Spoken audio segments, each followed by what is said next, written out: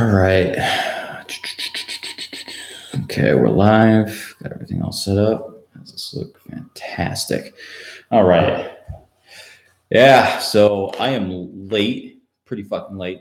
Again, that's just me. I'm just the worst. It's way easier to keep a schedule when you're working on a video all week. But when I can kind of put this together whenever I want, just opens me up to procrastination. To be fair though, I did have a pretty good reason. My justification for being late on this, and hopefully, I mean, it's 9:24. Most people are kind of just maybe still awake, just checking shit out. What it is, it's fucking like 6 o'clock in California, so that's not too bad. You guys will be fine. I think that's maybe a better time. I'm trying to 9:30, 10 o'clock kind of stream range. Let's see if people show up for this one. So I did one on noon yesterday, and didn't really get a lot of traffic, especially not compared to my 6 o'clock one. Was it 6? It was like 5 o'clock or something. And I did another one that was at like 2. I did way better. So I think the later is better, and I think a lot of people stream at this time. So maybe they got the right idea. But I got a notification for this. Fantastic. All right. So I guess people can't. I don't know if you guys. I don't know if anyone can see. If anyone watches this afterwards, give me any kind of indication about whether or not I got the live dashboard on YouTube, and I put up a thing that says like, "Hey, hey, I'm doing a stream soon. Be sure to catch it out at so and so time." And I'm just not sure how to get that to display to people. I want people to see, like, when I schedule. Even though I'm an asshole and don't show up on time, I still want to get ripped into it if I'm wrong and not have no one see it. So, please, the number one thing I want is just any kind of indication about whether you can see any of these events I'm trying to do. They've got no way to communicate with any of your subscribers outside of just posting a video. Like, I'd have to make a small video just to be like, hey, and ask you a bunch of questions. It's fucking dumb. Just let me post pictures or audio or like text to people, please, YouTube. Or maybe I can try and redirect to a Twitter, but I think that's fucking dumb. I don't want to do that either. But either way, I'm here now. I had a pretty good excuse for not showing up. That's right. I was gonna try and justify my terrible behavior. I was playing. MTGO had an uncommon queue that's been up. It's apparently been up for the last week. I would pay so much money just to get some kind of indication about when these things are going up, besides like a horribly designed fucking schedule on the website. Like, it is just awful. And I wish I had seen it sooner, but we got to play a couple of games, and I shit you not, we drafted, it was all uncommons throughout all of Magic's history, and that was the cube, and it was like a phantom drafting on MTGO. And we forced an Orzhov deck with Gift of Orzhova and On Sarah's Wings, 2 enchantments that give flying and lifelink, and On Sarah's Wing gives like first strike, or I think it gives vigilance as well. And they're just 2 auras that give flying and lifelink. And then we force draft a Yargle to put in there. If you guys don't know what Yargle is, I got a fun little foil the other day in a pack. I mean, yeah, I got this Lyra Dawnbringer here, but with a real fucking winner. It's Mr. Yargle here. He is fantastic. Literally just a 5-drop 9/3. That's legendary. But you put like a +1/+1 and flying and lifelink aura on him, and that's a 10-point life swing that people just are never going to see coming. You couldn't pay. You couldn't set somebody up enough to actually see that coming. And it was beautiful every time it happened. We managed to do it. We managed to put those 2 together 3 times And twice our opponent tried to live through it and didn't just scoop right away. It was fucking incredible, dude. It really was. I'm definitely going to use, I've got to find some way to share a fucking picture. The last guy we did it to, got hit the first time and like played like spent 7 mana using an artifact to put out some fucking terrible thing, some terrible like 1/1 Thopter, right? And goes to block it. We just get rid of the blocker in response, and he's just dead to a Yargle, just double Yargle. Dude skips, dude concedes the whole fucking match. Like doesn't even go to game 2. Just goes, nope, I'm out. So fucking funny. I'll have to find a way to share that picture. But it was great stuff. Took a picture of like all that. But yeah, that's what I was doing. I was doing an uncommon cube with fucking Yargle and stuff. So you'd never pay me enough to skip that. Like those are memories that'll last a lifetime. And then we played another one with Simic. We looped it, but we were done for the night. Luxton on Warhammer is dumb. It should never be in a limited environment. Ban that card. Holy fuck. But so yeah, what we're looking at tonight, what we're sleeving up is the Dragon, the new Dragon Avatar General from Commander 17. Yeah, 17. 9-drop, all 5 colors, 10/10. All your dragons cost 1 less from both the command zone and from if he's on the battlefield. And then he's a flying 10/10 that whenever one or more dragons you control attacks, you draw that many cards, and then you put a permanent card from your hand on the battlefield. Obviously stupid. You're just attacking with dragons and dropping dragons. It's fucking dumb. And all of them cost less the whole game, which is honestly hard to remember sometimes for me. Like generally when you're playing dragons like this, you're kind of playing a lot of ramp alongside it anyways. So when you then have to like convince it, you have to kind of like keep it in the back of your mind that, oh, they also cost 1 less. Like I don't think at any point in my deck building was I not fully expecting to try to cast 6 drops and not 5 drops. So maybe you can adjust from this list for that, but I like to err on the side of caution. Play the deck as you would, and then just take that 1 less as just a nice little splash of gravy on top of your pile of dragons that you're going to be playing. So I've got this in no particular order today because, like I said, I'm a piece of shit. And I showed up late, and I was Yargling dudes instead of I was hitting people with Yargle on MTGO. Yargling dudes does not sound like something I want repeated, but that's what I was doing instead. So we don't have it in any particular order. I've got a couple proxies here for dual lands. If you'll forgive me for that, they are not real. I have them all over the place, but I'm not putting them in this fucking janky deck. Like I'm not ripping them out of my good decks and putting them in here. So I got a couple proxy this, and then I didn't bother unsleeving this reflecting pool because it's actually ripped in half.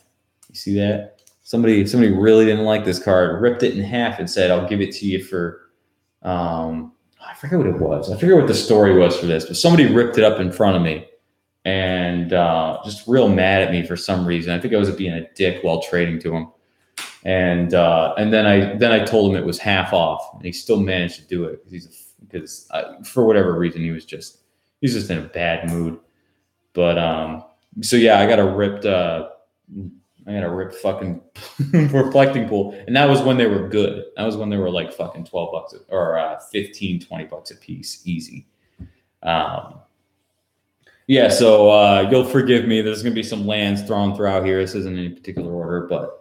Not like the Marcheska video. That was good. That had the convert mana cost, and it came out pretty well. I think from now on, I'm going to try and order it beforehand so that they all kind of make sense together, like what the cards do, and not necessarily any other kind of particular order. But without further ado, I'm going to start with this. We're already 10 minutes in. I've just been blabbing about dumb shit you don't care about. So what I got here is first card, obvious, Crux of Fate. Choose one, destroy all dragon creatures, or choose one, destroy all non-dragons. Duh, we're going to be blowing up all non-dragon creatures. This is basically just a damnation. It doesn't even hurt us. It's dumb every time you get it. I think it's an auto include. I don't think there's a list about it. I played Defense of the Heart in here, apparently. I try not to play this deck too much, this card too much anymore. But since I'm grabbing fair cards like dragons, it's kind of fine. I can make an exception for it. But as far as like if you're playing just like your run of the mill like Grawl deck or some shit like that, or like any color combination that isn't like a tribal thing, what you're grabbing with Defense of the Heart is probably just fucking broken. And I don't know. I've kind of gotten over the card. Same with Tooth and Nail. Just not a fan of those tutors anymore. But if I can get Dragon Lord and Baby Kolaghan on the battlefield, that's worth its weight in gold. I'll keep it going. I'll make an exception.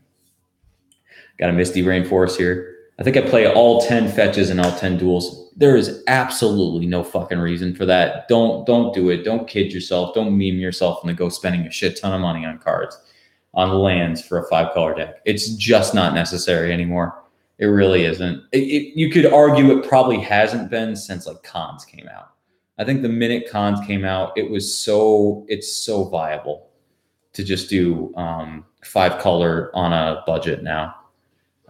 You can maybe make an argument back in the day when I started playing around Alara, when the first Tri-Lands came out, that still wasn't quite enough. You still had to play some pretty harsh, pay some pretty pennies. But nowadays, no, don't spend mana on your 5-color decks. Get good cards, not good mana. Maybe for the 3-color decks and stuff, you could justify it. So you can start playing some dumb, like 3 mana symbol, 3 blue. You play Cryptic Command, your 3-color deck. Sure, go for that. In 5-color, you don't need dumb shit like that. Just stick to your Tri-Lands, your I'm trying to think of the other. There's so many fucking dual lands. There's fetchable duels now. They got like 12 different kinds. It's insane how many they printed. The Tangle lands and the Scrying lands. Now what we need is some enemy fetches that don't suck, or enemy fetchables. In general, all you've got is the shock lands, and even the shock lands are getting reprinted. Don't buy dual lands, kids. They're too expensive. Don't be like me. It's terrible. Dragon Lord Aujitai. He's probably the most boring of the Dragon Lords in this deck, but just being he's got hexproof, so it's not terrible, and he's on curve. One thing to remember is he is a 4-drop 5/4, and even in EDH, that's pretty big. That's a big boy, and if he anticipates every time he hits somebody, you're in a good spot. I got 3 people watching for a while now. Say hi if you guys are up for it. I'm definitely a fan of talking to chat. I am more than willing to completely derail this entire fucking thing just to talk to people, because that's what I find cool about this. If I didn't want to talk to people, I just edit a fucking video like I do with my Ronus deck tech on when I was then doing trying to do the heuristic study. But I just ran out of it. I started doing I mentioned this in my first live stream. I was doing 70 to 80 hours a week. There's no fucking way I was editing shit. Blast Massacre, excellent fucking card. It's just a Wrath, a Splashable Wrath in 5-color decks. It doesn't really get much better than that. It almost always costs 2 or 3 mana to blow up the whole board.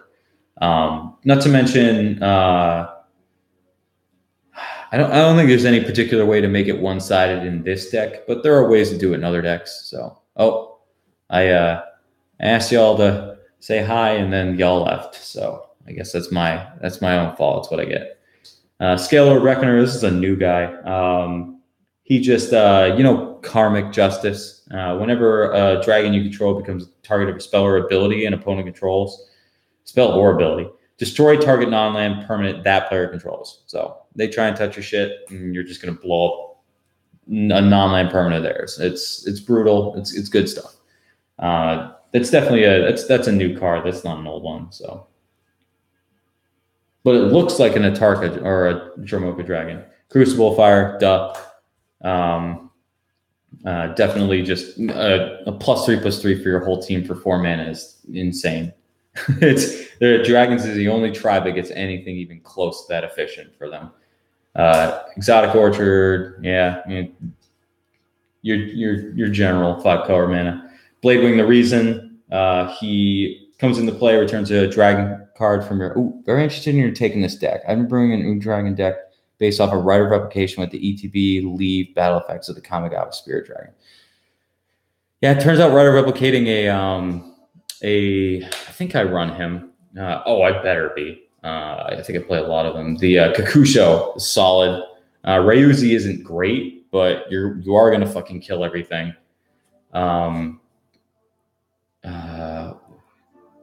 I don't think Jugin's particularly solid for that. Kaiga's okay. I wouldn't blame you for using Kaiga. And obviously, what's his nuts? The white one, Yosei. Yosei is insane with that. Yeah, I mean, I wouldn't even. I would definitely say it's a brew, but I'm not even sure you need to sacrifice that much to be doing that. Even just cloning them. You throw a couple extra clones in your deck. Make sure maybe not as many of your dragons as legendary as mine are. Like my deck runs basically every single legendary dragon, except for the original Elder Dragons because they're all fucking terrible. Even Nicobolus is kind of just a meme. But I run a lot of legendaries, so I don't play a lot of clones. But if you were running a lot of the less just a lot of non-legendary ones that kind of have solid effects, or you would want more than one of, like Balefire.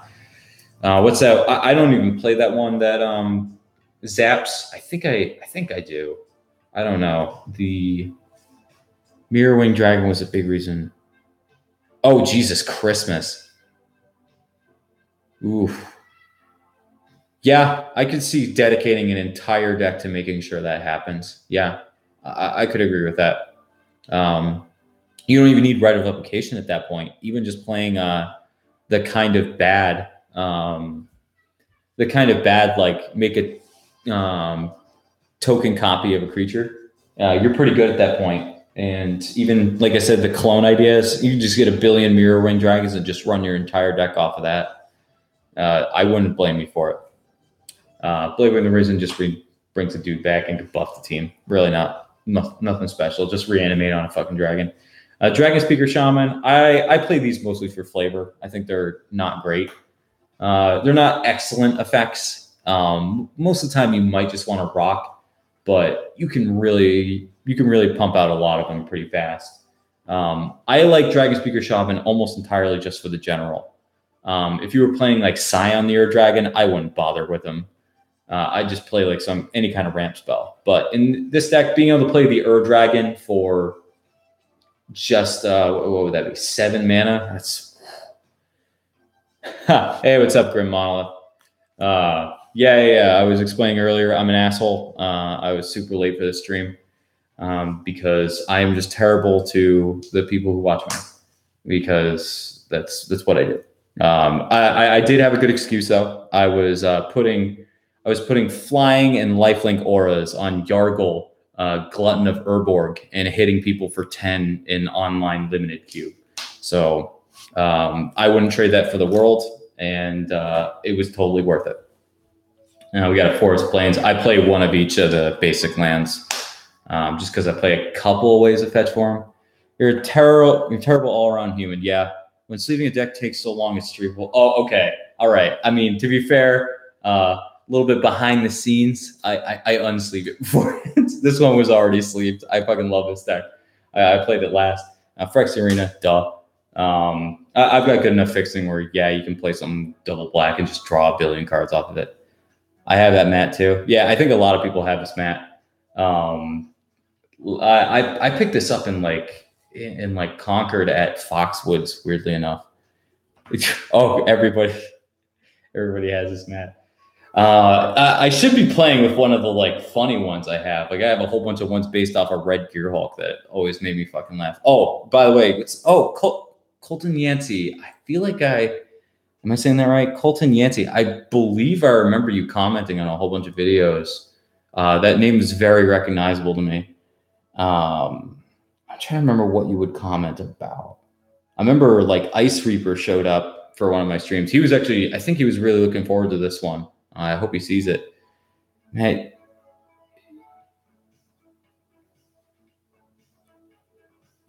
you know the worst place in is New Hampshire. Hey, that is not true.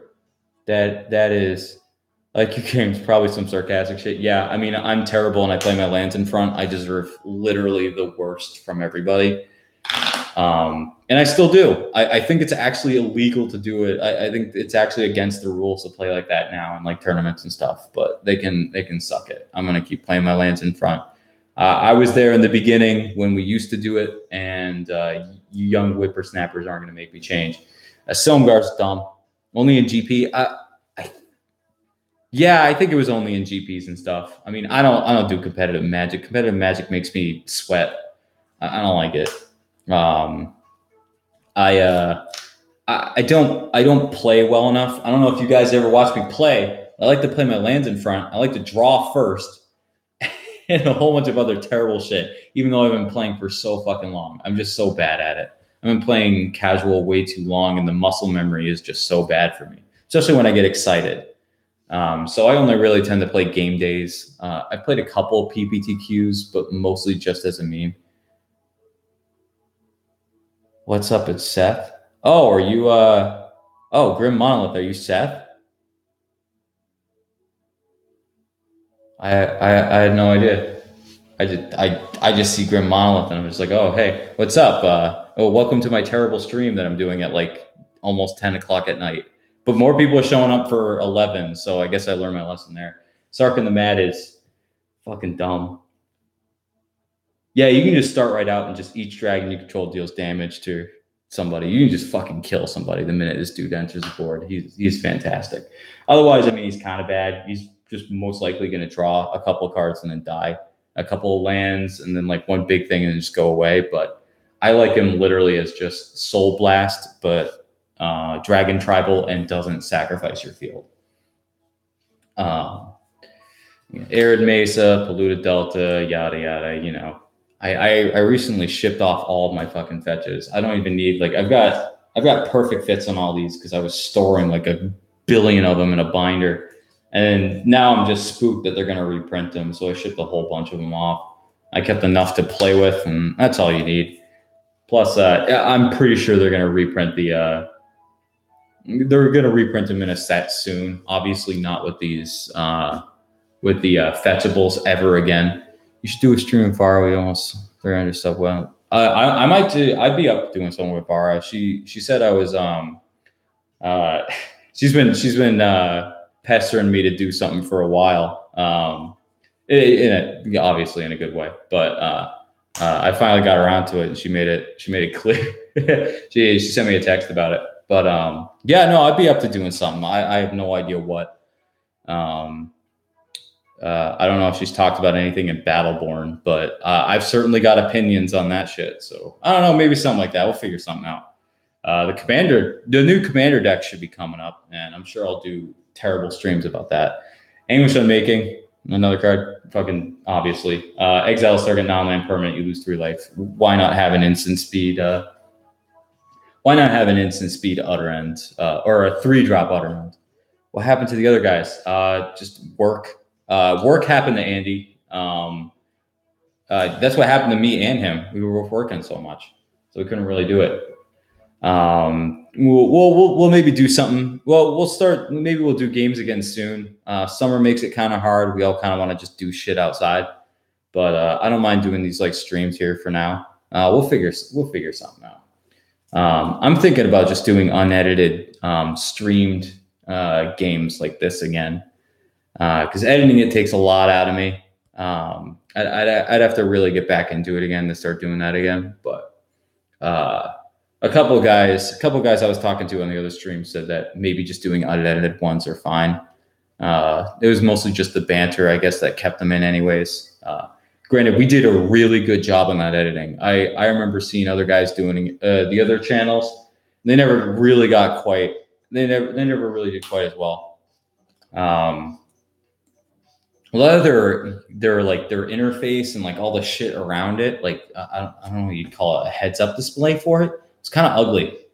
Not to shit on people because now I'm a washed out asshole doing fucking live streams. But yeah, the banter was always the best. We're a group of actual good friends, and we don't and we kind of can say whatever we want, which helps for that. I mean, I think only once or twice did I ever feel necessary to bleep something out on the show, but yeah, we'll probably do something live, some live stream games like this soon. I think that would be fun to do. So I'll see if I can put that together eventually. Again, summer's pretty hard because a couple of the regular guys just have better things to do. To be honest, Magic kind of comes last when it's 90 degrees out. Sarkin Vol is pretty obvious. I play all the Sarkins in here except for the mono red one. Mono red one's bad. The problem with unedited cons, people really like to have the health total shown. It can be gated with an iPad side device with some display. It could also be done. I know some people use things like I don't know what they're called. Things like Streamlabs or OBS. I would maybe I could figure out some kind of way to do an interface like live kind of thing and just update it like every turn, at the end of every turn, just kind of update the life total. That's something potentially I could do. But I can't even figure out how to screen share. I mean, I originally kind of wanted to do content like this with just looking at my Tappedout and kind of going over each card and just kind of blabbing instead of doing the whole like this whole shtick with my hands out and shit. I'm sure you guys can tune in to see fucking two hairy dude arms put cards together, but I wouldn't mind trying to see if I could do it through like just like a voiceover onto playing with the like tapped out on screen. But I have no clue how to even screen share, so I'm a long ways away from that. So you're gonna have to deal with this for a while. Got a command tower. Got Chaos Warp. That card's just so good. It's so much fun too. I don't even mind the drawback because for the most part, even if it goes great or horrible for you and they get some great, it's still a fun story. Scourge of the Carriages. This card is fucking backbreaking sometimes. I'm a huge fan of it. No one's. I think I have like the one in our play group because they're just so rare to find at this point. It's a really strange old card from Future Sight, but it's 8-drop flying 6/6 that can essentially rough and tumble from planar chaos, but you pay 2 to deal 2 damage to each creature without flying, and then 6 to deal 6 damage to each creature with flying. Now, obviously, you're not going to want to do that second ability. It's pretty worthless. But just having Pyroclasm for creatures on the ground, Earthquake for 2 is just enough, man. I've untapped with it and just gone boom, boom, and just wiped everything else but my dragons. Just kind of a instant speed reusey and just wipe the whole board on the ground. It's a good stuff. I would say it's an auto include in every dragon deck for sure. Animate Dead. I don't play a lot of Reanimator in here. That isn't massive, but I've got this beta Animate Dead, and I couldn't go without playing it. A lot of the cards in this deck are just for me. Oh, Future Sight just got cold old. Dude, Future Sight is old. All right. The dragon is fun. Yeah, Future Sight's old now. Come on, let's be honest.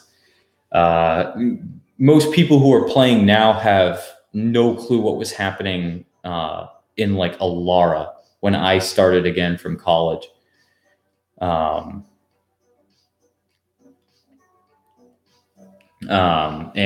they don't remember they didn't remember the other Tri-lands. Like I remember I was running into plenty of people who were just like, these Tri-lands are awesome. And I was like, yeah, they finished the cycle. Like what cycle? Oh my God.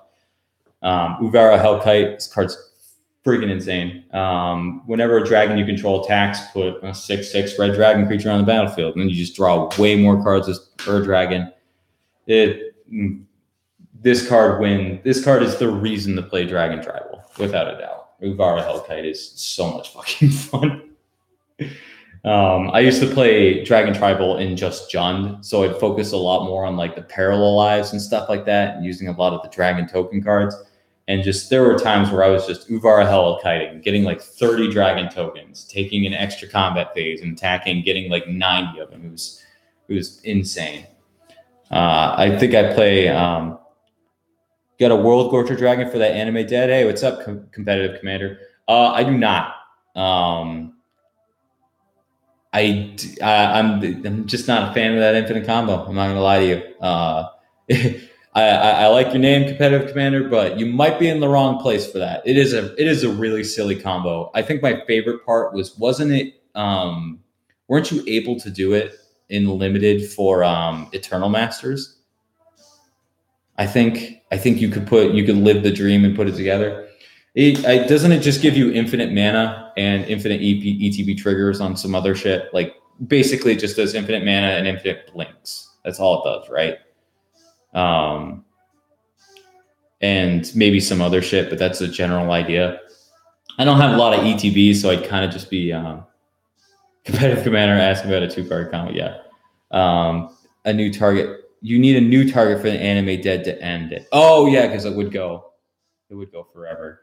I mean, that's pretty easy. That's not exactly a it's not exactly a backbreaking caveat to the combo, but yeah, no, infinite combo isn't necessarily all that important in here unless you've kind of already drawn a billion cards anyways.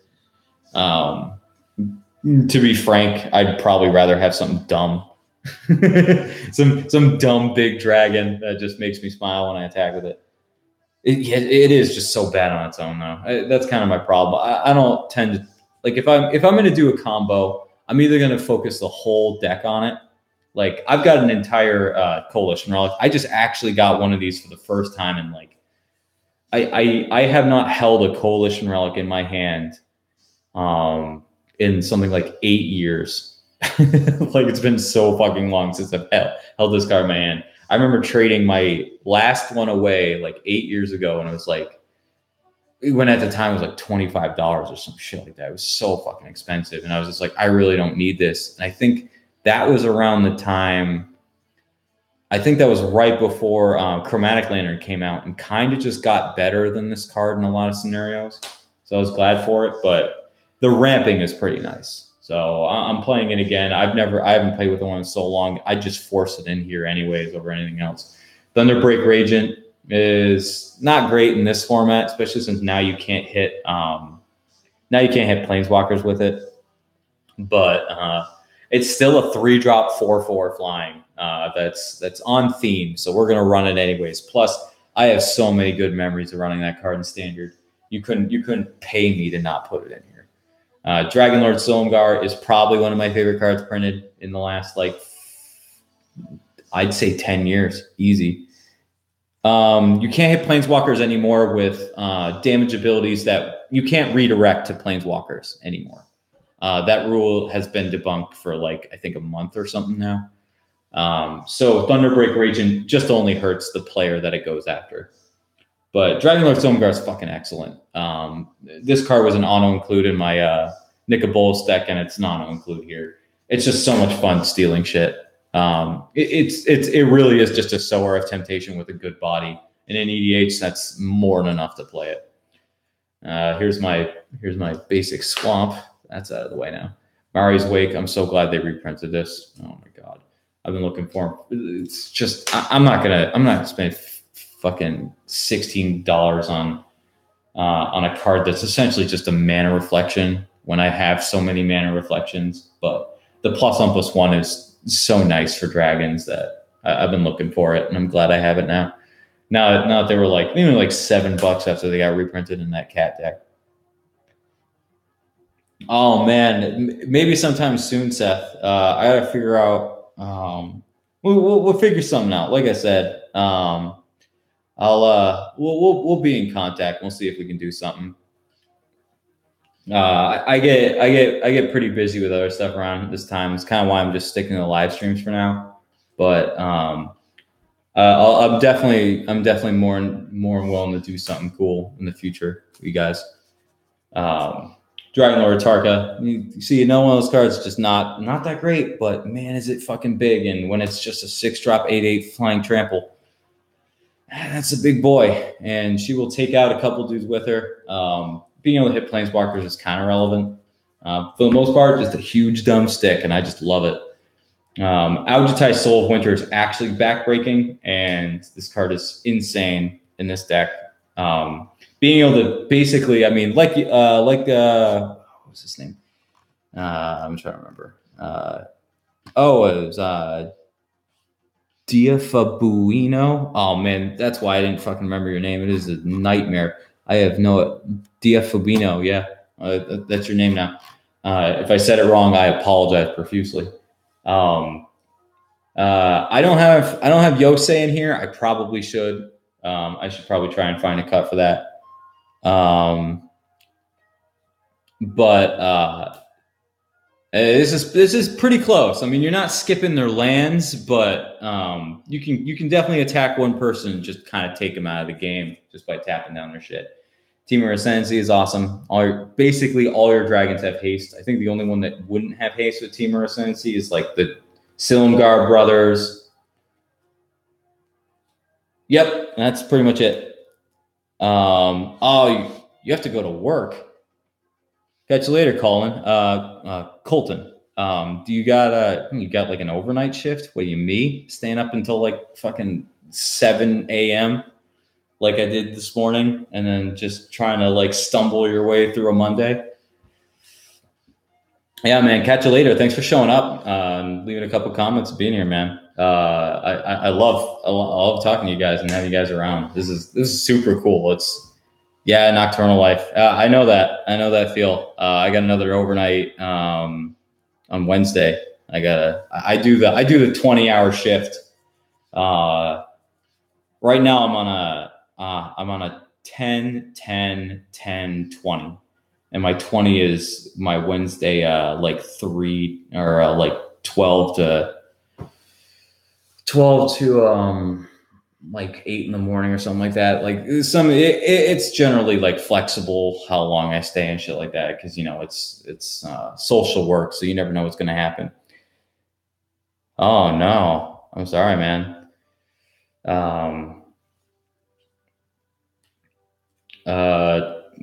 Shit, what do you do about that? I don't even know. Yeah, man. I'm glad I can work. That's for sure. I'm glad I'm allowed to work 50 hours. I'll take that.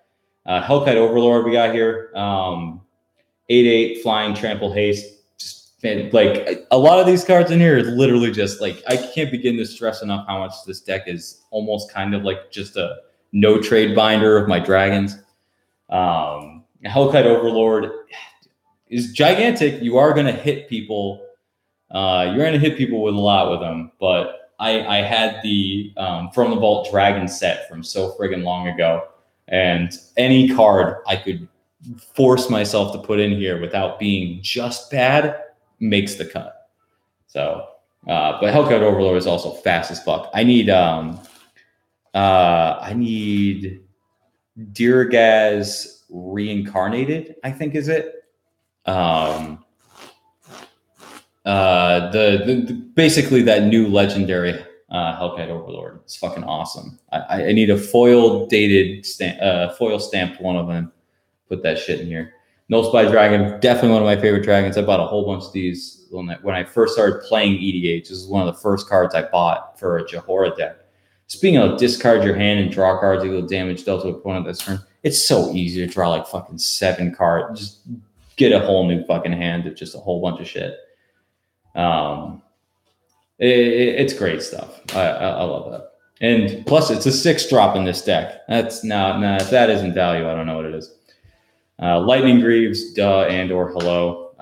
The only thing better than dragons is dragons with Shroud and Haste. Nature's Lore, some pretty basic, just ramp card. I have all 10 dual lands in here, but y'all can just get like shock lands and stuff like that. It works just the same. We've got a Return to Ravnica set coming out, so my magic advice for the day is pick up as many of those shocks as you can. Just trade for as many of them as you can. Just hold on to them. Like not like long term, but just get them while you can, while they're at their cheapest, and kind of just keep them forever. Because keep as many as you'd want for your own personal collection. I was glad I did that in Return to Ravnica. And I was glad I did that with the fetches. It always kind of pays off. Picking up lands in their standard environment is always a good deal. Dragonlord Kolaghan. This is it. The third ability of hitting people for 10 for doing shit. It might as well be flavor text, but you still got a fervor on a 6/5, or for five fucking mana. You got a 6/5. That's a fervor. So still good shit. Marsh Flats, and we've got Kagachi. I always forget what this guy does. Flying Trample 6/6 for 5 in this deck, but for 6 otherwise. Whenever Okachi Vemble combat deals combat damage to a player, I just got to read that a couple times. If that player attacked you during his or her last turn. So yeah, if you get revenge on people by hitting them with her, you can exile non-land permanents that player controls. That's pretty good. I like it. Plus, it's just a 5-drop. 5-drop 6/6 flying trample. Jesus Christ. Cards that are printed nowadays are insane. Sigh of the Ur Dragon. I've got a nice foil one from Time Spiral here. I'm not even sure what I don't even remember. Catch you later, Steph. It's good talking to you. We'll keep in touch soon. Don't you worry. Sign of the Ur Dragon. Yeah, I'm not even sure what I can't seem to remember what you even do with this guy as like the general to like infinite combo or some stuff like that. I mean, if I were to build this guy on face value, maybe I just try and nick a bulls people. For the most part, maybe I try and World Gorger Dragon. Is that what people do with this card? For the most part, I just dump dragons in my graveyard and hit him with dumb shit. But not even that. You just play like some of those. You play things like Patriarch's Bidding and all that stuff, and then you kind of just got a 2-drop tutor Entomb in your deck. You know, it's really not bad, and you still got a 5-drop 4/4 flying. It's pretty good. I mostly like to get Uvara Hellkite. That's one I like to get. You just have an instant speed Uvara Hellkite I didn't see coming. I got Ryuze the Falling Star in here because his new art is fucking sick. All of the new arts from that set are good. Fist of the Suns is just disgusting when you can cast it with Ur Dragon. I generally don't. Oh my God. Hey, what's up, Peter? Oh my God. There's so many people here. I am overwhelmed. What's up, Peter? I am doing a terrible live stream with me sleeving up Scion the Ur Dragon, or not Scion the Ur Dragon, just the Ur Dragon. I was talking about him. And I don't know. I've been kind of doing these on the fly deck techs, trying to just keep myself busy doing this has been a lot of fun. I get to talk to people. I still can't really get the show together, especially since it's summer and it's real hard to do it. But I've been having fun doing this. People always wanted to like see the decks more in depth than like what one game can do. Yeah, right. Like I thought it was a pretty cool idea. I'm pretty bad at it because I keep stopping to talk to people, but I have fun doing it. Like I think my Queen Marcheska one yesterday went really well because no one was there. So it was actually not a bad deck tech. I kind of went over every card. You know, you're basically just seeing what the hell's in my deck, and I'm just showing off my foil date stamped dragons like an asshole. That's basically all you're here to watch. I mean, this list is definitely like this list is definitely more for fun, but man, sometimes you're just putting that shit out and people can't deal with it. It's fun stuff. Obviously, if you're playing in a harder core crowd, primarily live streaming interactions fan. Yeah, exactly. And that's kind of what I've been enjoying more than anything else. My favorite parts of the show were always editing and just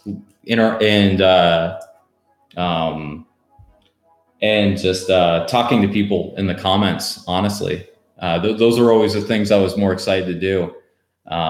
Sometimes, obviously, recording is fun because I was always recording with people like I enjoy, but for the most part, like playing on camera just wasn't as fun as doing it on your own. But like sitting in a room and just like, you know, figuring out how to perfect the interface and all that, like really learning how to use Premiere and Photoshop to make everything look as perfect as possible was way more fun than a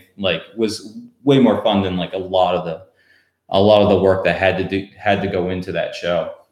And obviously, I was pretty competitive about it. I liked making sure everything we were doing, like look wise and like for the HUD and all that stuff, was better than what everyone else was doing. And I think personally, if there was one better, maybe, but I think we were definitely top three in terms of maybe not like camera quality or mic quality, but like the HUD and how it looked and how it kind of played out.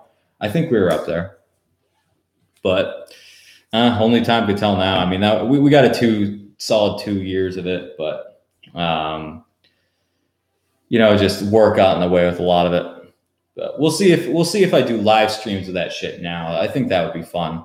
I know I wanted you on, Peter, to do that Sphinx dude, because he is just fucking crazy. I think it'd be, even if it was just a game where just you drawing cards the entire fucking game, I think people would actually enjoy seeing that. Like, people like the weirdest shit on our show. Like sometimes we'd end an episode just being like, that was fucking terrible. No one's going to like watching that. And it was like the most watched one. Like, I think there was one where all I did the entire game was control the entire board with Ruhan, and Andy got to do nothing.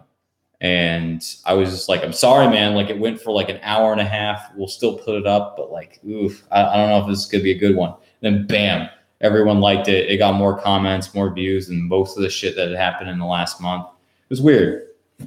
I don't know. Maybe people like watching shit happen and not having to do it themselves, like watching douchey shit happen. Speaking of, I should get back to this for a second, because Kindred Discovery is a card worth mentioning. This is one of the new ones from the Commander 17 decks for the tribals. And you get to choose a creature type when it enters the battlefield, 5-drop enchantment. And then whenever a creature you control enters the battlefield or attacks of that chosen type, you're going to draw a card.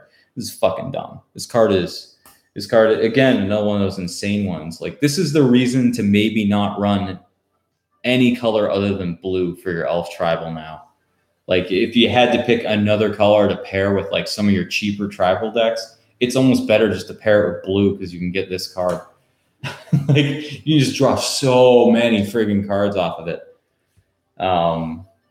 Plus that, and what's the other one? That you do all of them that's on the board? Shared Melody, I think it is, where you can just draw a burst of as many cards to that creature type you control. There's some really good draw spells in blue for creature types. Oh, you want to know what this is? This allows Merfolk to be a real contender. Simic Merfolk with that new Merfolk daddy, or Kaza, or whatever the fuck his name is. Playing Simic and just playing all the bad Merfolk with stuff like that. And Sphinxes, yeah, it's fucking Sphinxes. Oh, that deck can draw so many friggin' cards. It's nuts. I would have loved to have that shit on there and just have the entire game, like at least 20 minutes of footage, just be you just drawing cards in like one turn. I would have been perfectly fine with that. I got Dromoka the Eternal here. Baby Dromoka, just whenever a creature you control attacks, bolster 2. Another one of the ones I just had to keep over because it's just so fucking dumb. Plus, being able to attack and just most of your creatures have like the same toughness, so you kind of get to pick where it goes with this bolster. Because generally you've got like a mix of like toughnesses when you attack, and when you attack and you have to put a counter on, and it's not as good as it should be because you don't really get to control it. But in this deck, a lot of them kind of match up, so you'll get to pick where it goes, and you kind of get to figure it out beforehand if one of them's off. So a lot of times it's much more fixed. It's more like you're just attacking and getting counters on your creatures. I need to get a foil of this, but Spellbound Dragon is one of my favorite dragons. This was back in Alara, but I just like him because he just draws a card. When he attacks, he draws a card and discards a card and gets +X+0, where X is the mana cost. And for the most part, you're just going to be swinging, dropping a huge dude, and attacking for way more than you should be for 4 fucking mana. Remember, this isn't a 5-drop. This is a 4-drop. You're going to be, you could easily swing for 9 turn 5 at people if you don't ramp. And that's kind of the thing about this deck. Like, even though it's not like super competitive in terms of just like its combo. It doesn't have like combos and all that dumb shit. But at a 75% deck, or maybe like even just under like the super competitive like commander levels, it's pretty hard to deal with the fact you're just going to put out a big dude, and you're going to start swinging them at people as people build up their resources and stuff, because you could play these way sooner than you should be able to. Like one Farseek, and then from there on out, you're playing. Yeah, I just don't follow competitive stuff. Says competitive commander. Well, somebody call Ripley's, because I just don't believe it. I don't follow that shit either. I mean, for the most part, I'm playing in a meta that goes maybe like 80% top efficiency, like competitiveness of the decks. I like to use that like little percent for it. Like it never really goes above that. So you're going to miss stuff like maybe mass land destruction, stacks, and just hyper tutoring and like 2-card combos. Like, if you got those like 3-card combos and stuff, sure. Or even 4s is like, you just don't go for the like infinite combo, just 2 of them. There's no Kiki Jiki and, the Kiki twin, shit like that. That just doesn't exist in our meta. And I kind of like it that way. Yeah. Yeah, I try and aim for, 80%. Though nowadays I just aim for like 65 for the most part. I'm just mostly looking to hit people. I've been playing aggro way more often now. I've got a pretty sick deck that I can't wait to show on here, that I never got to do on the show. It's a Gahiji deck that I think I told you about it, Pete. That just demands everyone's attacking at all times. Yeah, it's good to communicate with people too. I mean, if I had to play it, like, I don't know what my most competitive deck is. Like, I know what my most competitive one is, but like in terms of actual competitive commander meta games, I don't even think I have one that comes close. Like that even touches the surface. I think if anything, I would probably just play something awful like Goblins and just see if I get there. Like I would probably just be the meme guy at the table. Like I really couldn't. I really don't have anything that competitive. But no, I can't wait to show Gahiji on here. Yeah, one-on-one is definitely the way to play decks like that. So that it's just like, it's a little bit like playing, at worst, it's like when you play against Storm, and sometimes you just lose, but at least it's over. Well, unless the player's bad at playing Storm. But Kolaghan, Storm's Fury, all your dragons are just bigger. Dash is actually important in EDH for once. But whenever a dragon you control attacks, creatures you control get +1/+0 until end turn. It's just so fucking dumb. You just attack for so much damage sometimes. I really do just love these cards. I used to play Kolaghan Storm Fury in Standard before I ever saw anyone else do it. I think I used to play it as just a one-of, because just every once in a while, no one ever saw it coming, especially if you dashed it out. I know a couple of times, if you have a Thunder Breakout, they fetch like one time, maybe a Thoughtseize, and you haven't attacked yet. You kill their one creature, you dash Kolaghan, and that's 7, 8, 8. Yeah, I mean that's dead. Martyr Dragons at Standard when it was new loved Kolaghan. Yeah. I mean, sometimes with just two, even if you never touch them the entire game, you can just dash into Kolaghan's Fury with a couple of Thunder Breaks lying around, and all of a sudden they're just fucking dead. I did that so many times. Like, clear out a blocker before the end of your turn, and here we go. Like, all of a sudden 21. It's just, even if they're not playing fetches, they're trying to keep their life total at a reasonable pace, somewhere a little bit under 20. It's just, you can just kill them all of a sudden with Kolaghan.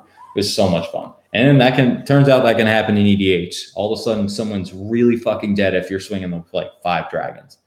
You're adding like 25 damage onto what you were already swinging with. Most of the time, that can just kill somebody. Dragon Tempest, this card's insane. It's literally just fervor for dragons for the most part. And creature with flying, it's not even just dragons. And then you can zap people equal to the number of dragons you control whenever a dragon enters the battlefield under your control. So you're just, Jesus Christ. Look what's coming next. Patriarch bidding. So you patriarch bidding, and all of a sudden you're just killing everybody for like, you got seven instances of 7 damage. Have fun throwing that around. See where you send it. Mostly just you probably just kill one person and attack the rest. That's just all over. But patriarch bidding is fucking awesome. Really sad they haven't reprinted this yet, because from what I think I remember, it's picking up quite a price now.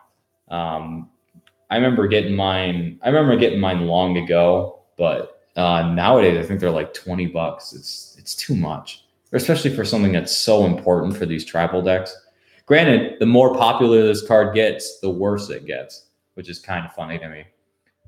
It's almost at its best when there aren't as many tribes.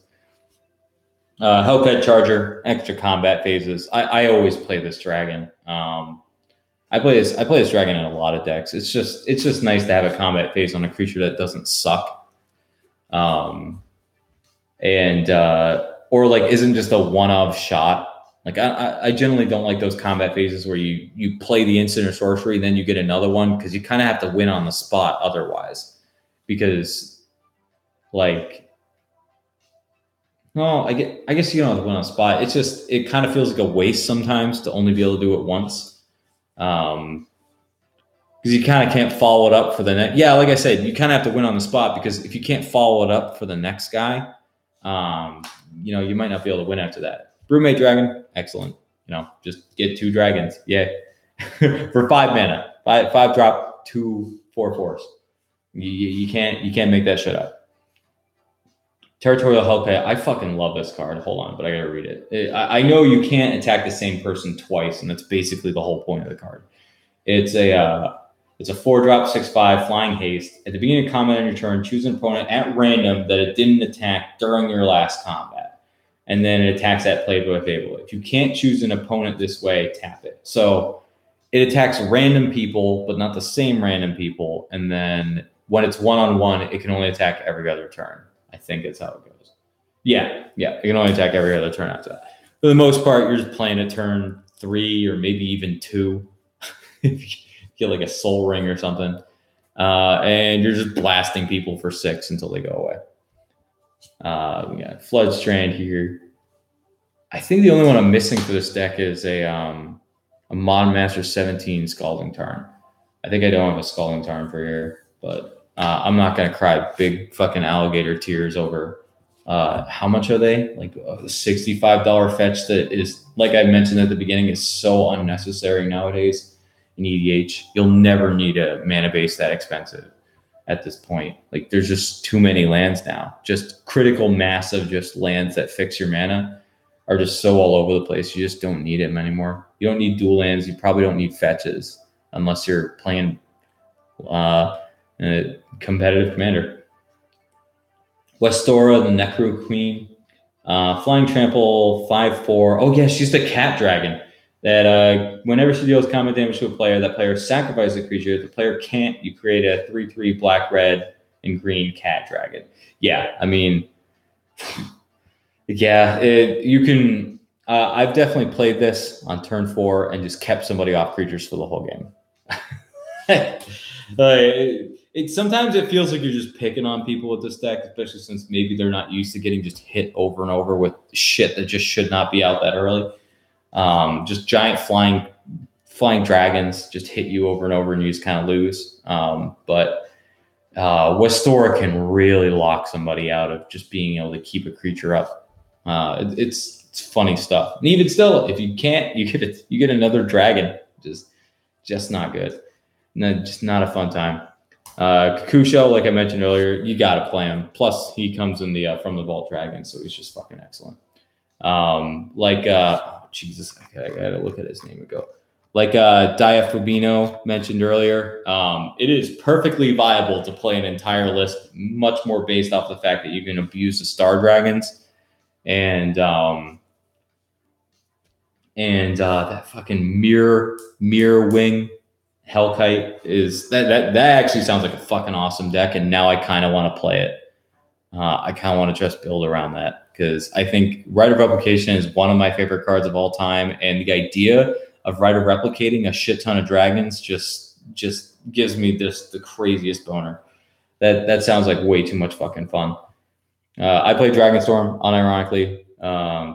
You'd be surprised how many times you can actually Dragonstorm for like 4 by casting like a couple of like ramps, a Soul Ring, shit like that. And then just all of a sudden you've got probably I would grab Uvara Hellkite, Dragon Lord Silumgar because I love him, and Dragon Lord Kolaghan, and probably what else do I normally grab? I guess the red. Yeah, and then you get one more. You grab those 3 because they're fun, and then you grab one more that kind of fixes your current problem. And there you go. You got a perfect Dragonstorm for 4. But get it up to at least 3 and grab those 3 guys, and you'll be well on your way. Or at least just Uvara Hellkite and Dragon Lord Kolaghan is more than good enough. Sylvanas Stampede.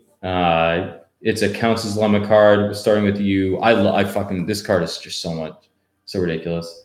Starting with you, each player votes for wild or free. Reveal cards off the top of your library until you reveal a creature card for each wild vote. So for every wild vote, you're gonna reveal cards off the top and plop a creature into play. And then for each free vote, you're gonna just drop a permanent from your hand. And in a deck like this, where all the creatures are gigantic, and it's the more fun version of Tooth and Nail. Oh, you're the one who told me to put this in here, Pete. I'm actually pretty sure you're the one who sold me on this card. Yeah, exactly. It's more fun version of Tooth and Nail because I actually think it's, for the most part, it's probably not more competitive, but I win a lot more off of this than just off a Tooth and Nail in a deck like this. I mean, no one ever wants to pick wild and see me get a whole bunch of free dragons, but then they just see more dragons anyways because I'm bricking like at least 3 in my hand. And I always pick free to start. Wait. I'll either pick wild if I've got plenty in my hand, or the other way around. So you just always pick what the opposite of what you want is. And people just have to assume, or otherwise they're going to be staring down way more fucking damage than they ever planned on. I like Toxic Deluge. Most of your dragons can outreach everything else.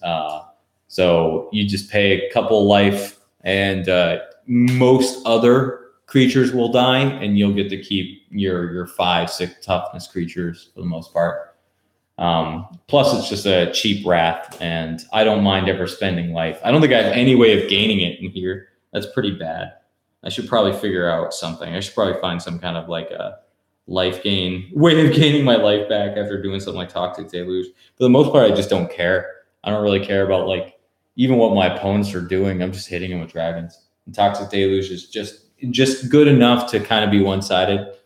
Oh yeah, I got Kakusho. There you go. There you go. That counts. That makes up for a Toxic Deluge for 20 or like 50 to get rid of a Kresh that my friend is playing. That's good magic right there. That's a solid strategy. It's a good strat. Swords of Plowshares. I think I play a Path in here too. They're just too good. Why play anything else for the most part? There's my mountain. Darker Worldwinder. A 5-drop. You all know what this does. It's a 7-drop, 6/4 flying trample. Whenever a dragon you control attacks, it's going to get double strike. Jesus Christ. I've seen people play this as their general just because it could just hit. She can just swing for so much. And having double strike, it's just so easy to make sure she can just kill in one hit for general damage. I mean, that's 12. That's 12 vanilla. How she comes out, she swings for 12 and is fully evasive for the most part. I mean, even the double strike, you're going to kill anything that doesn't have, 12 or less toughness. And she won't even take the damage. So she's got great evasion. But But yeah, in a deck like this, you're just gonna kill people. Again, it's one of those cards that you're gonna play it, and then people are just not gonna be able to deal with that dragon damage coming at you. I fucking love Balefire Dragon. It is a crime against humanity that this hasn't been reprinted yet. Travel with Prosh without the food chain. Oh, that's Prosh is who I used to use as my general. I would use Diragaz Ignited nowadays. The only reason to really run Prosh without breaking him, dude, I was even trying not to use Prosh for his like tokens ability, and he still ended up being broken with like even just the fact that he can sacrifice creatures. Like that was still like really relevant. Yeah, Descent of the Dragon. I was about to say that. Descent of Dragons is the only reason to run Prosh over like a more like flavorful dragon. Especially since Karthus sucks now. So you would run Prosh and you would just try and like, you know, break your arms and your legs so you're not playing a good deck. Because literally everything is good with Prosh. It really is. But I would play Diragaz Ignited nowadays. For sure. If I had to go back to Jund, I'd probably just actually rather enjoy just swinging at people with what is essentially, what's his name? Hellkite Overlord. I have Hellkite Overlord as my general. I mean, I'd play that as my general if I could. I will look into him. I don't know if that one off the top of my head. Diragaz Ignited is literally just a 7-drop, 7/7 flying trample haste. That when he dies, you just put egg. You can choose to put egg counters, exile him, and put egg counters on him instead of him dying. And he gets 3 of them, and then at the beginning of your upkeep, you remove. You essentially just give him suspend for fucking 3 when he dies. Oh, the new guy, yeah. I mean, I would play with him. If I were you, I'd play Prosh and just Descent of Dragons because that shit is fucking hilarious. You just, I guess you don't have to avoid playing things like, you know, Parallel Lives and the Dumpling Season and stuff like that, but for the most part, you're gonna definitely sometimes win because Prosh is Prosh and not because it's dragons. But if you're fine with that, Prosh is just fine. Most of the time, he is just kind of like a Shivan dragon, but there's a lot of cases where you'll just find yourself using him as general damage because you have so many tokens because you just kept casting him for fun. I think there was an episode where Andy just kept killing my Prosh for no reason. I'll never understand it. He was like, he just kept killing him over and over, and I had more than enough mana to just keep recasting him.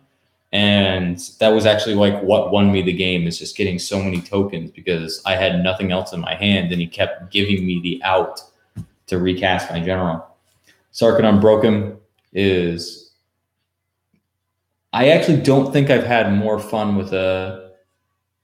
Oh, I did play Nicobol's God Pharaoh in Standard, but other than that, I think the most fun I've ever had playing Planeswalkers was Sarkhan Unbroken in Standard because I have finaled him unironically at least 20 times.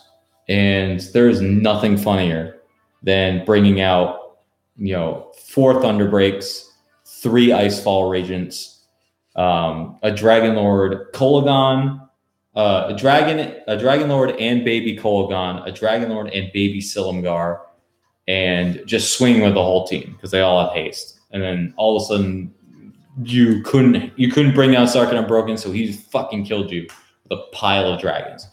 I remember the first time I did it, I was giggling to myself. I actually couldn't contain it. And I slid my phone over to my buddy who I was playing against and just pressed the button on there, and it started playing Through the Fire and the Flames by Dragon Force. And then I just started searching through my library. And I was just cracking up laughing. That shit was, it was too much for me. That is definitely some of the most fun I've ever had playing Magic, is 4-color dragon control in Standard. I don't think Standard gets better than that. Dragon Jamoka, just solid for the most part. There's some lifelink. There you go. Boom. Dragon Lord Jamoka. I've covered my bases. I can play Toxic Deluge now because I can gain life. I like Days Undoing. I don't have Time Twister. I don't have an extra Wheel of Fortune. I just like drawing all my cards back. I don't ever mind having like one of these effects in decks that play like a lot of that can potentially drop their hand really fast. Um, I like playing effects like this most of the time, anyways, because a lot of my meta, for whatever reason, they play significantly less. They play like I tend to play heavy on rocks and ramp, and even heavy on lands. Like I think my lowest land count in even like my most aggressive decks is like 33, 34. And that's like a goblin decks where it like tops out at 5.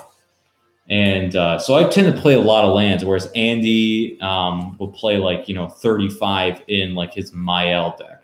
Like a deck about ramping. And I just have no idea. So even, slipping in a couple of those like, pitch your hand and get 7 new cards is sometimes just a great way, just playing it turn 3 and just watching everyone else not be able to play because they're idiots. So playing at Merrimack, I haven't been to Merrimack in probably months now. I haven't been a lot of places, honestly. For the most part, I've been playing Magic here since I've been living here with Derek. Derek. It's just been pretty easy to get together like a solid group of people to just play Magic in my house. I do want to look into playing more with randos again, or like people outside of this meta, mostly because it's not that it's solved, but like we're just we've just been playing together for a while. It'd be nice to get like I used to like playing at Alpha Titan for that reason. Just getting the fresh people playing like different decks and people that haven't seen your shit a lot before. Even if it's not like, particularly, Farseek and Chromatic Lantern, color me shocked that I'm playing those in a 5-color deck. Yeah, I just miss playing with randos for the most part, just people who haven't seen my shit yet. And I want to get back into that. I just don't know where. Dragon bought out Gamecast. Let's live new. Yeah, I heard about that. That's really big. I definitely wish them the best on that, and maybe they can cultivate an actually good Magic meta in that area.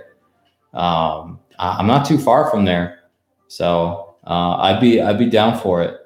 But yeah, I'm gonna see when I can start playing EDH with people outside of here in different places.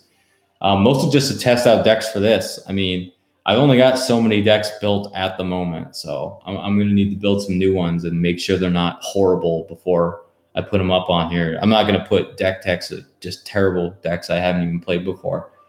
All the ones I have up here right now have been played quite a bit, and they generally have a good feel for them. I've definitely built decks that just fall apart at the seams, like the minute you start actually sleeving them up. One of my big ones was that Samet deck. I tried doing like Naya Infinite combo, kind of like the modern deck that does it, and tried to put together all the infinite combos in there and like play like not a super competitive Samet deck, but like like a eventual, like just trying to play the most fair infinite combo deck I think I could build. And the best way to do it is Naya, honestly, or the most fair way to do it, I think. And that deck was actually bad. I played it once on the show and I tore it apart probably like a week later. I got to play it a couple of times, but that was definitely the worst deck I built for the show. That wasn't like actually supposed to be funny. Like we built those SEC promo flip walker decks that were just meant to be just funny. They were meant to be just a good time. Andy attacked me with like a 1/1 fucking flip card from Kamigawa, like a 4-drop 1/1 haste, and he hit me with it, and then it flipped and did some shit that I've never heard before. Like that, like we were cracking up the whole time. That was an awesome match, but it was all terrible cards. I'm almost down the wire. I'm almost done here, and we've been going for quite a bit. Feel free to borrow mine if you want. Brewing Asteros. Oh, Asteros is fucking gross. That's this. Don't let me be wrong. That's the Orzhov God, correct? But yeah, Herald's Horn. This card is expensive now. It just got printed in all four of those decks, and they're actually like $15 everywhere. You choose a creature type that costs 1 less to cast. Ooh boy, Ur Dragon. Casting 5-drop creatures for 3 is just it almost gives me a headache. It's so good sometimes. The beginning of your upkeep, look at the top card of your library. It's a creature card of the chosen type. You get to draw it. You get to put it in your hand. I can see why it's expensive. It only gets better with time. And if you think you'd ever like any tribe ever, I suggest getting them now rather than later.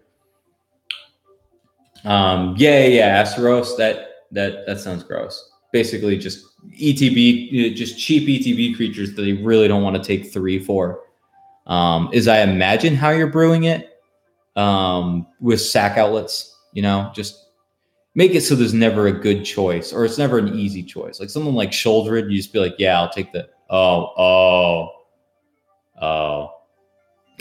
that Astros. That's sick, dude. You'll have to show me that when it's ready.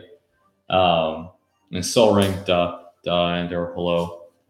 Shatterborn Apostle. Those are going up too. Isn't there a new rat that's kind of like that too? They've got so many of those cards now. That wouldn't be a bad common to make sure you have like a solid pile of. Standard lands, like semi-competitive standard lands, and any of those relentless rat types effects are probably the safest things you could ever trade for, I'd say. We got Painful Truths. Like I was saying with the, this is one of my favorite cards. Like one of my favorite cards, Black Draw Spell of all time. I just love playing it so much. It's so good. I was saying that with the Queen Marcheska deck. Like if you're playing 3 colors, you have no excuse. Draw your 3 new cards, lose your 3 life, and just ride the card advantage. It's beautiful. Scourge of the Throne, another card that just is so fucking. These dragons are so expensive now. It makes me sad. Dragons used to be the bad tribe. Used to be the cheap tribe. Some of them are real expensive now. It's not good. It's not fun. I don't like it. But yeah, you get an extra combat phase. I mean, if everything I was saying about as long as you're not the most life total, maybe that's why I don't run life gain, because you have to attack to dethrone to get an extra combat step. But everything I said about Hellkite Charger, triple that for this guy. He's just nuts. Free combat phases are just dumb for the first time each turn. So he can't keep going, but man, you're certainly, if you're going 1-on-1, you're really going to dethrone him pretty quick. That's not going to happen the next turn most of the time. Harbinger of the Hunt. This is just a baby version of Scourge of the Carriages. It's a little bit more expensive, but the fact that you can actually ping out, that you don't actually have to wipe your whole board by using the second ability. Like the green one on this, you can deal 1 damage to each creature without flying for 3, or deal 1 damage to each other creature with flying. You're not necessarily going to wipe your board with it. So it's a little bit more useful, if not more pricey in like mana cost to activate. But again, I love it. It's another one of those 4-drop 5/3s. Who's playing the Prosh build? Competitive Commander. A really good card to make sure you have in is there's a rare Rakdos Dragon from Dragons of Tarkir that whenever a creature enters the battlefield under your control, target creature gets +2/+0. If you don't mind playing a little bit around Prosh, it's on theme and it works really well. You remember. That card's awesome. Yeah, make sure you have that if you don't mind. If you don't mind playing it, that's a boatload of fun. I still did, because as long as it's a dragon, it counts, right? Will include. There you go. I like to see that. And our last card we got is Dragonlord Servant. It's a mini what the fuck is the name of that other card? That's a mini Dragon Speaker Shaman. There you go. Again, making these dragons cost way less than they ever should is a pretty guaranteed way to win. And that's my Ur Dragon deck. You know, it's certainly not standard fare. Like, you know, it's not the obvious cards you'd run for the most part. I run a lot of the dragons that are kind of just, you know, the legendary ones I like, but it's a lot of fun. This is a deck I would definitely recommend to just about anybody who isn't, like, you know, in a really competitive commander. Like, you know, if attacking with a 6/5 on turn 2 or 3 isn't up your alley or isn't pretty capable of winning, like curving out, just playing giant flying monsters, isn't really capable of winning you a game, then maybe I wouldn't recommend it. But if that at all is, it's a bunch of fucking fun. And sometimes I forget I have Ur Dragon, or even that he makes shit cost less. Like, I would just play this deck as like I would use I don't know, like Corona the False God, and just draw all over it in Sharpie and never cast her, and I'd still play a 5-color dragon deck. So that's a bunch of fun. But you know, if you want to hit stuff big, this is the general you use. If you want to be a little bit more techy and play, like, you know, combo or just more competitively, you know, Scion of the Ur Dragon is definitely really good at, you know, if you can nick a Bulls people over and over, you know, kind of get rid of everyone's hands and then just be in a really good spot. Oh, there he is right there. But yeah, if you're just looking to be less competitive than Scion, Ur Dragon is fine. You can play pretty much whatever dragons you want. I think that's the best part of it, is you can be really flexible with just the dumb shit you're putting in there, because all of them are, every dragon is almost good at that point. That's what I like about them, is all those cards you might not normally play in like EDH or in any kind of like format, because, oh man, if this only costs 1 less mana, that's literally what he does. He just makes it cost 1 less mana and just makes all your creatures just way better than they should be. And it makes bad ones, potentially just okay ones or bad ones, good, because they just cost 1 less mana. So they aren't as hefty. So I'm a huge fan of it. I think it's a lot of fun. I think anybody who builds it and plays it, I mean, this is another one of those real cheap builds, cheap fun ones. I can't imagine this costs too much. I mean, obviously you replace the mana base, but I don't think I really have a card in here that isn't, like, you know, that isn't a core piece of the dragon set. Like, maybe like Balefire Dragon is expensive now, but for the most part, you're really not looking at a very expensive deck, especially since a lot of these got reprinted. So it's pretty freeform for the most part, and I like playing it. The way I built it is mostly just to show off my cool dragons that I collected, but, you know, you could still play it pretty well. You could play it pretty much how you want. I'll put up a tapped out of this at some point. I'm not going to do it tonight. I'm still way overtired from working this morning, but I will try and get a same I did it with the Marcheska video. What I'm going to try and do for each of these deck techs is put a link in the description to my tapped out, bare minimum. I'm going to make sure that's there, and then I'm going to put a link to, if applicable, put a link to a game I've played with it. And I think that's a good way to run it. And you can kind of see how it played and stuff, especially since, you know, I might as well use those shows I did, right? Those episodes I played with it. But yeah, that's my Ur Dragon deck. I'm not sure who I'm going to do next. I think I'm really in the mood to show off my Abyssin deck. Thinking about it right now, I really want to do that. I'll do Gahiji after that. Those are 2 decks I just love so fucking much. I've been playing so much red lately. I think red is truly the most fun color in EDH now. And it's funny because when I started, it sucked. It sucked so hard. Red was the worst color without a doubt. Without a doubt. It was so bad.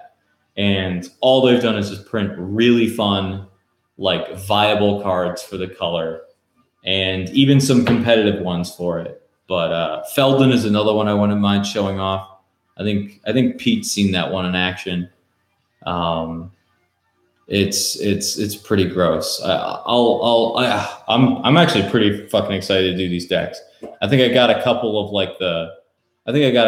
the easy ones out of the way, or the ones like I kind of thought of. Yeah, Pete, you talking about Feldon? That Feldon deck. Oh, that's my second. That's my second born child right there.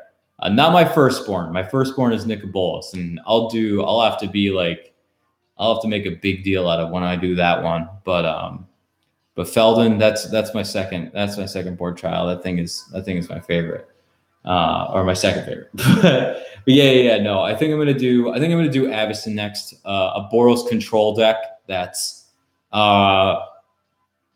relative. I don't think it's very cheap, but just sold off Norin. If I make a mono red deck, it definitely inspired by our Feldon list. Oh, then I'll try and get on that maybe soon. Put one of those up. That Feldon deck is. I think it's the most fun I have playing EDH at this point. Besides obviously maybe Nicobolas and like some of the other ones. Gahiji is pretty close, but I think when I'm reanimating Red Gear Hulk, is where I'm at my happiest. I'll have to get that mat that I had where I subscribe more. Ooh, I shouldn't be touching that. I'll have to get the right mat for that. But yeah, I'm gonna wrap this up soon. It's been an hour and 30 minutes. You guys don't need to hear me talking more. I think I'm going to shoot for Thursday nights. Oh, thanks for the show. Yeah, no problem, man. Thanks for sticking around. It was awesome having I think the highest I had was like 8 people watching, but you guys that stick around and watch the whole thing, it's incredible, honestly. I mean, I know Pete in person, so he's just being nice. I know he hates me. No, he hates the sound of my voice and he never wants to hear it again. But, no, for real. Like it's super weird having an audience in real time, or like just it feels just so strange to me, but it's weird getting used to, but I'm glad you guys stick around. You guys like it. I'm excited to keep doing this. Like I kind of psyched myself up just now, just going through this deck and just looking at it and stuff, and people watching me just kind of talk about my deck. It's cool. And it gets me excited to do my other ones. I definitely think Avacyn is next. I'll set that in stone. And I think this is the most traffic I've got and the most interaction I've got. And, it's almost 10 o'clock. So I can actually do streams at around 10 o'clock at basically any time during the week, for the most part. It was hard for me to do them maybe like at a 5 or something, because I'm mostly busy. I do got a life, but the 10 streams, I think I like that. I think I like the 9 to 10 o'clock range. So I would expect that. Maybe I'll do one tomorrow. Maybe I'll do one Tuesday or something. Oh no, I'm definitely not doing one tomorrow. That's a little too close. But I'll do one Thursday or Friday, I think is when I want to shoot next. I'll try and put up like an event for a reminder, and I'll figure out how to use YouTube and not be such a, and I'll be ready for the show. I won't be such a fucking sad sack and suck at this, but, thanks for sticking with me and watching it out and, hearing me babble about decks I love. Thursday, everyone will be at F&M on Friday. Okay. Pete's got it in the bag. He's got it right. I'll do Thursday night. I think I like that. Around 10 o'clock. Sounds good to me. Around 9 or 10. I'll try doing that again. I think this is a good time. I think this definitely worked out the best for me. And if I do ones at other times, it'll because maybe I'll get a request or something. I know there's a couple guys that really want to see some of the shit. And, I'll try and accommodate people. you know, like I said earlier, I work like 3 or 4 days a week. so you know, it's a lot of hours, but I've got plenty of time to try and find other times to do it if people are interested. So yeah, leave anyone else who's watching this post live, leave a comment and let me know which decks you want to see, if you remember them from any episodes. Let me know if there's anyone new ones you want me to start building, and let me know when you guys can watch, and maybe I can make an adjustment for, you know, the people that ask nicely, or that if I remember you guys from the show. I'm always a fan of seeing familiar faces. But all right, I think I'm going to wrap this up. It's been about an hour and 30 minutes, and I'll see you guys next time with Avacyn.